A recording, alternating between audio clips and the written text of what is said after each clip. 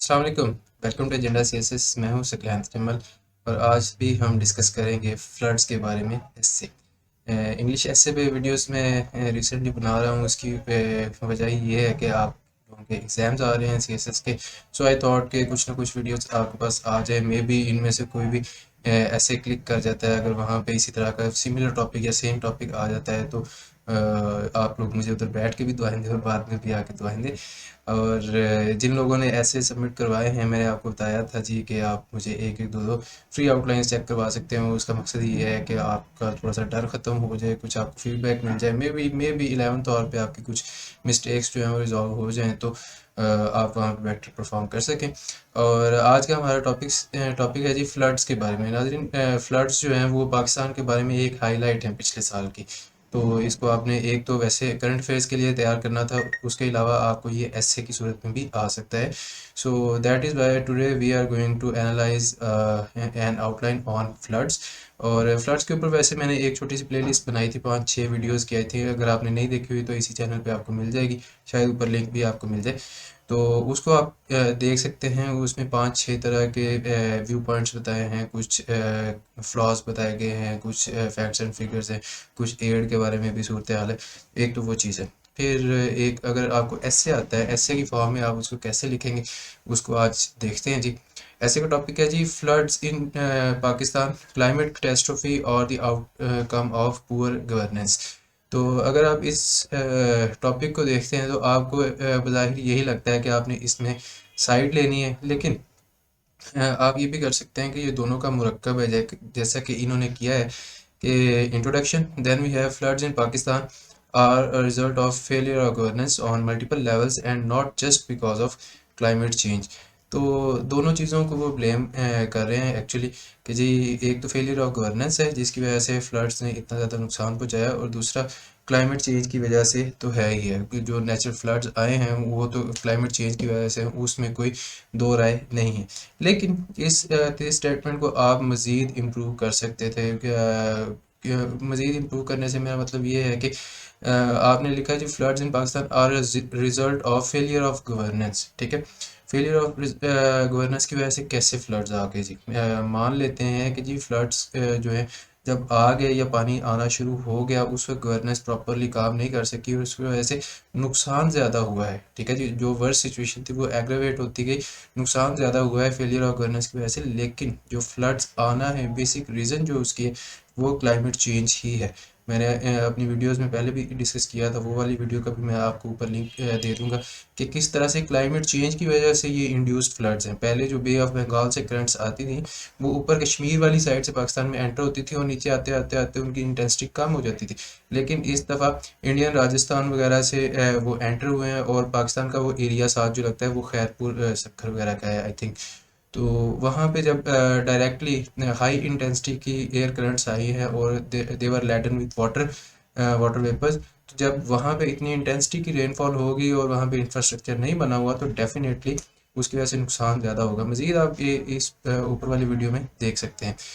तो मेरा कहने का मकसद ये है कि आप इस थीसिस स्टेटमेंट को ज़्यादा प्रिसाइज कर सकते थे कि जो गवर्नेंस के फेलियर है उसकी वजह से नुकसान ज़्यादा हुआ है, और वैसे जो क्लाइमेट इंड्यूस्ड फ्लड्स हैं ये एक्चुअली कॉज क्लाइमेट चेंज की वजह से हुए हैं। That is a fact.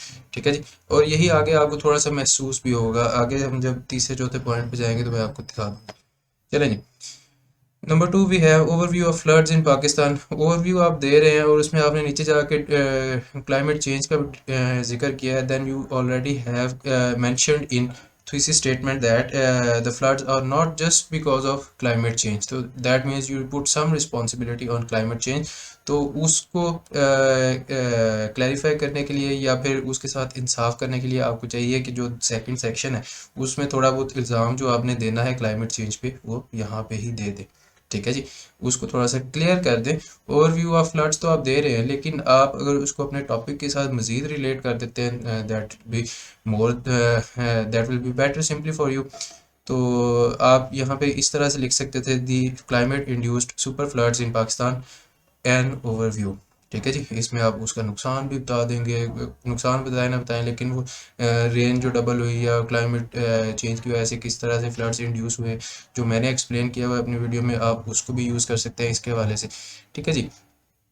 Then we have third point, how poor governance has resulted in floods in Pakistan. अब ये देखें जी कि पुअर गवर्नेंस की वजह से फ्लड्स आ कैसे गए हैं। रिजल्टेड मीन के डायरेक्ट कॉज है उसकी।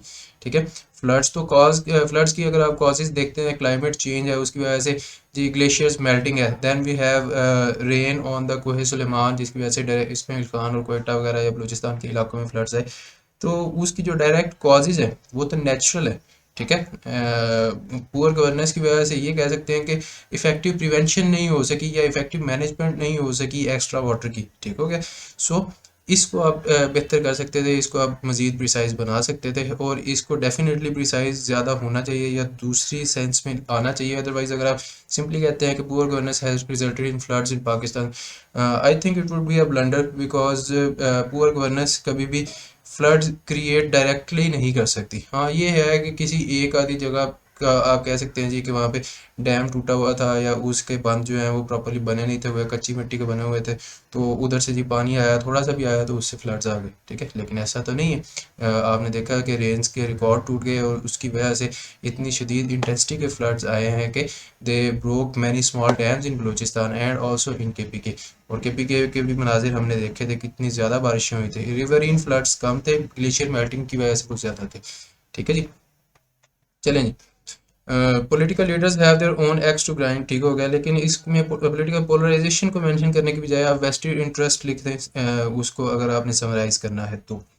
Ineffective role of national disaster management authority. अच्छा जी, अगर आप स्पेसिफिक इंस्टीट्यूशन का नाम लिख रहे हैं, अगर आपने अखबारों वगैरह में इसको पढ़ा हुआ है, तो इन चारों के जो इनिशियल्स हैं वो कैपिटल होते हैं। NDMA जो है, नेशनल डिजास्टर मैनेजमेंट अथॉरिटी, हर एक लफ्ज़ का पहला लेटर जो है वो कैपिटल होता है, क्योंकि ये स्पेसिफिक अथॉरिटी का नाम है। ठीक है जी। तो आप इन चारों को कैपिटलाइज कर सकते हैं, और यहाँ पे आप इसको मेंशन करके आगे ब्रैकेट में आप NDMA लिख देंगे। फिर आप पूरे ऐसे में जहाँ भी NDMA यूज़ करेंगे तो वो अंडरस्टूड है कि आपने पहले इसको क्वालिफाई किया हुआ है। Massive deforestation by human beings या humans and not a far fetched policy to look after this. अब इस पर मुझे एतराज़ ये है कि जनाब फार फेच्ड जो है वो आर्गूमेंट्स होते हैं। ठीक है, this is a far fetched argument that religion is the cause of economic failure, यही वो। ठीक है, कि बहुत दूर का आर्गूमेंट है या बहुत लंबी आप छोड़ रहे हैं, बहुत मतलब नेगेटिव कॉनोटेशन में ये आता है। ठीक है, पॉलिसीज़ के बारे में अगर आप बात करते हैं तो वो एब्सेंस ऑफ कंप्रिहेंसिव पॉलिसी होता है, एब्सेंस ऑफ इफेक्टिव पॉलिसीज होता है, to curtail this trend, to curtail deforestation, to curtail the loss of natural barriers etcetera. ठीक है जी। तो थोड़ी सी प्रिसाइज लैंग्वेज रखें, लफ्ज़ों का यूजेज जो है इफेक्टिव होना चाहिए। Local communities create problems in rescue operations, ठीक है ये भी, लेकिन आई वुड प्रेफर कि local communities and cultures posing difficulties in rescue efforts. ठीक है जी। और इसमें वो एक कोयटा का आई थिंक या बहावलपुर के पास एरिया की एक एग्जांपल भी थी, शायद मैंने वो वीडियो अपलोड की हो, कि जहाँ के लोगों ने कहा था कि हम मर जाएंगे लेकिन हम अपनी औरतों को जो है ना वो दूसरों के साथ नहीं जाने देंगे, या दूसरे मर्दों के साथ रिलीफ कैंप्स में हम उनको नहीं ठहराएंगे। So we are going to die here of hunger of thirst but we will not get out of our village etcetera. Dera Ahmad Din है आई थिंक, इस तरह का नाम था उसका। चलें जी, इफेक्ट्स ऑफ फ्लड्स पे आते हैं जी। Number one we have dearth of economic and social security. अब डर्थ कहते हैं कमी को, लेकिन अगर आप इसको ज़्यादा प्यारा करना चाहें तो फ्लड्स का जिक्र आ रहा है तो erosion of economic and social security कैसा रहेगा, आप खुद अंदाज़ा कर सकते हैं कि this looks much more precise, much more beautiful in the context that we have put this in. फिर है जी थाउजेंड्स ऑफ इंडिविजुअल्स मिसप्लेस्ड। एक तो थाउजेंड्स नहीं जनाब, मिलियंस ऑफ पीपल डिसप्लेस्ड है, ऑलमोस्ट 33 मिलियन पीपल अफेक्टेड है आई थिंक। और उसके अलावा जो मिलियंस है वैसे कोई कह लें 10-15 मिलियन जो है वो डिसप्लेस हुए थे फ्लड्स की वजह से। और डिसप्लेस्ड है, मिसप्लेस्ड नहीं है। मिसप्लेस होता है कि आउट ऑफ प्लेस, किसी कोई ऐसी चीज़ जो कि अपनी सही जगह पे नहीं है। ठीक है, आपने कहीं पे एक ट्रायंगल रखनी थी, वहाँ पे आपने सर्कल रख दिया in order to fill that vacuum या स्पेस, तो वो सर्कल मिसप्लेस्ड है। लेकिन डिस्प्लेस्ड होता है जनाब के अपने इलाके से जो लोग डिस्प्लेस हो जाते हैं किसी भी नेचुरल नेचुरल डिज़ास्टर की वजह से या फिर किसी भी maybe due to terrorism etcetera. और इसी वजह से जो आईडीपीज़ हैं वो इंटरनली डिस्प्लेस्ड पीपल होते हैं, इंटरनली मिसप्लेस्ड नहीं होते। ठीक है जी। लॉस ऑफ प्रेशियस लाइव्स, ठीक है जी, ये पॉइंट ठीक है। Then we have major revenue loss due to agricultural land losses, ठीक है जी। और point number 5 we have roll out disaster management redefined, okay. Investments in communities that are more vulnerable, simply vulnerable कर दें, that is fine। अच्छी emergency drive to educate the citizenry on how to remain safe in dangerous weather। emergency drive की बजाय आप simply educating the citizenry on how to remain safe amidst या amid natural disaster situations, ठीक है। तो इस तरह भी आप कर सकते हैं। Then we have build infrastructure and make it climate resilient, and make it climate resilient कर लें, एक ही जुमला हो जाए, that is better। And last we have conclusion, और conclusion के नीचे Pakistan has faced the worst floods in recent year। recent year कौन सा है जी, 2022 से सिंपली आप उसको लिख लें, due to poor governance and misplaced priorities, ठीक है। तो ये ऐसे की आउटलाइन आपने देख ली, इसमें से जो गलतियां थी वो भी मैंने पॉइंट आउट कर दी हैं। कुछ जगह पे काफ़ी ज़्यादा गलतियां थी, कुछ सेक्शंस ऐसे आए हैं जहाँ पे गलती बहुत कम थी। बट अगर आपके कुछ चंक्स ऐसे हैं जहाँ पे वाकई लाल निशान लगना शुरू हो जाते हैं, तो that is a worrisome situation, because इस तरह का बड़ा चंक अगर एग्जामिनर भी लाल कर देता है तो he will not be happy to pass you, and he would try to push you down the line, ठीक है जी। सो ये थी जी आज की वीडियो। उम्मीद करता हूँ आपको पसंद आई होगी, और आपके ये फ्लड से रिलेटेड ऐसे जो है या उसके करंट अफेयर्स के टॉपिक्स हैं उनमें उम्मीद करता हूँ आपको हेल्प करेगी।